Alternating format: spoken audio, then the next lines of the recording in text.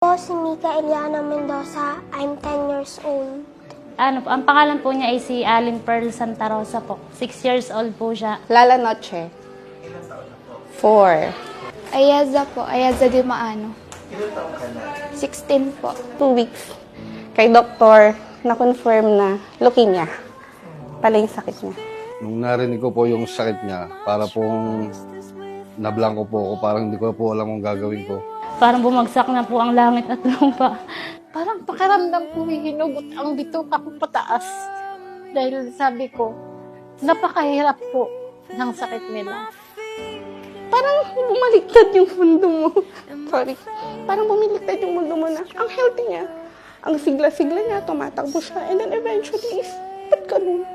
Na kami mag-asawa, bakit siya? Wala ka namang inaapakan. Parang lahat naman binibigay mo. And then eventually, siya, ang bata-bata pa niya, 4-year-old. Pag may cancer ka, hindi lang yung pasyente ang nagka-cancer.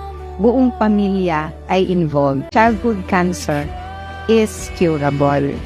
Nag-umpisa kami, 10 pasyente lang hanggang sa dumami ng dumami. And ngayon, I think more than 700 patients na ang natulungan ng Cancer Warriors Foundation. Nung panahon pong matapos yung chemotherapy niya, umabot po siya ng 3.5 years. Nung masabi ng doktor, last chemo mo na to, Bea, magaling ka na. Nung panahon yun, sinabi ko po nung araw na yun, anak, magse-celebrate tayo. Pero unang-unang pagse-celebrate natin, punta tayo simbahan.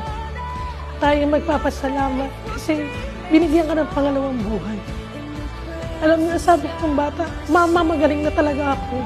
Kaya ko. Pasalamat po ako sa kanila kasi po, tinutulungan po nila kami sa mga bagay na para po makapagpagamot po kami. Maraming salamat po sa inyo. Sana po hindi kayo magsawang tumulong. Lubos po kami nagpapasalamat po, lalo po kay Dr. Mayi at saka po sa Cancer Warrior Foundation po. Thank you po sa lahat ng tumutulong sa amin.